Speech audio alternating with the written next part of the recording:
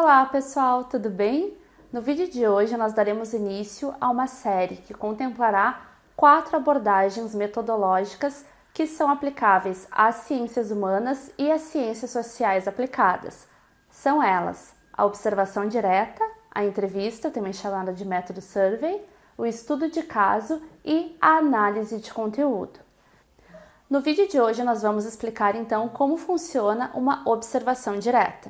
Esse tipo de pesquisa é bastante aplicado quando o pesquisador deseja fazer uma pesquisa etnográfica. O que significa isso? É uma pesquisa na qual um pesquisador quer estudar como os atores interagem dentro de um contexto. Então, o foco desse tipo de pesquisa é o estudo de relações entre atores e o seu contexto. E como o nome dela já diz, ela é uma observação, então requer um deslocamento do pesquisador. Nesse tipo de pesquisa, ele vai até um contexto, vai até uma instituição, até uma organização para fazer a coleta de dados para o seu estudo. Por exemplo, no curso de Direito, um estudante pode se interessar especialmente pela área do direito trabalhista, e para isso ele vai fazer uma observação direta em uma fábrica, em uma instituição, na qual ele vai observar os diferentes fatores que estão inclusos nesse contexto. Quais são os agentes, os atores daquele contexto, qual é a hierarquia interna dessa instituição, como se dá a jornada de trabalho, as condições de trabalho dos colaboradores, para conseguir então dados para subsidiar a sua análise, a sua discussão. Para estruturar esse tipo de pesquisa, para organizar essa ida a campo, 2 tipos de métodos podem ser utilizados. O primeiro deles é a pesquisa não estruturada, em que o pesquisador se aproxima de um contexto, é ideal então para o começo da pesquisa, em que o pesquisador vai fazer um mapeamento, então ele não vai com perguntas prontas, ele não vai com uma lista de tópicos prontos, mas ele se insere num contexto para tentar descobrir, para tentar se familiarizar com os diferentes fatores que estão incluídos naquele contexto. Por exemplo, pensando num estudante de direito que quer estudar uma fábrica em específico, ele faz uma primeira visita, faz anotações, faz gravações, tentando mapear como é que funciona aquela instituição. O segundo caso é a observação estruturada ou planejada. Ela é recomendada já para quando a pesquisa já tem um andamento, quando as hipóteses estão construídas, quando os objetivos já estão claros. Então, o pesquisador vai a campo fazer sua observação já com metas a serem estabelecidas, com quais pessoas ele vai falar, em que horários ele vai estar lá, o que ele pretende observar nesse contexto. Então, é ideal, como falei, para uma pesquisa que já está mais desenvolvida. Outro aspecto a ser considerado quando nós falamos em observação direta diz respeito ao grau de participação, ao grau de interveniência, de envolvimento do pesquisador com aquele contexto. Nesse ponto, nós temos 2 tipos de participação. A primeira delas se chama observação participante, quando o pesquisador decide estudar um contexto no qual ele já está inserido.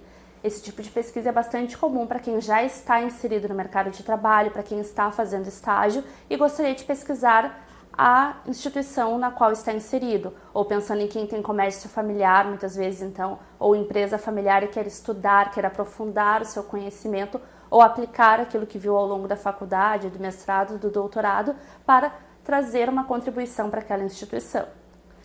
O segundo tipo de observação é a observação não participante. Então, o agente externo pesquisador vai até um local, uma instituição, uma organização da qual ele não faz parte, com a qual ele não tem nenhuma relação prévia, para fazer observações, para estudar aquele contexto.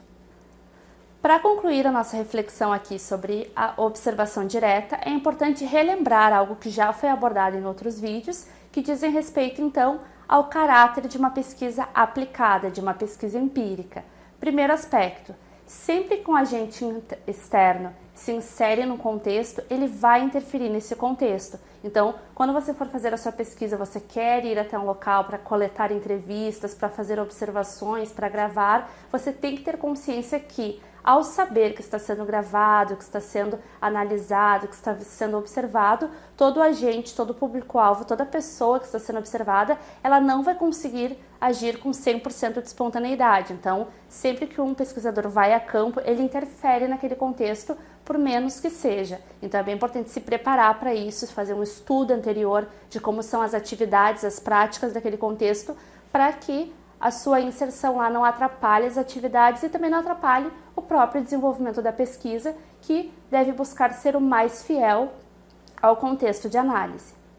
O segundo aspecto diz respeito à questão da subjetividade do pesquisador, que nós também já discutimos em textos anteriores. Toda vez que eu faço um juízo de valor, que eu faço uma anotação, que eu faço uma argumentação em relação à fala de alguém, o posicionamento de alguém, por mais que eu tente ser totalmente neutro como pesquisador, um pouco sim da minha subjetividade, da minha marca como sujeito, vai ser sim registrada na minha pesquisa. Então é bem importante também estudar metodologia, escolher bem quais são os métodos, quais são os instrumentos, como vão ser colocadas as perguntas, como vão ser registradas as anotações, para que a pesquisa também possa ser o mais fiel possível e tenha uma validade externa, para além de uma mera opinião do pesquisador.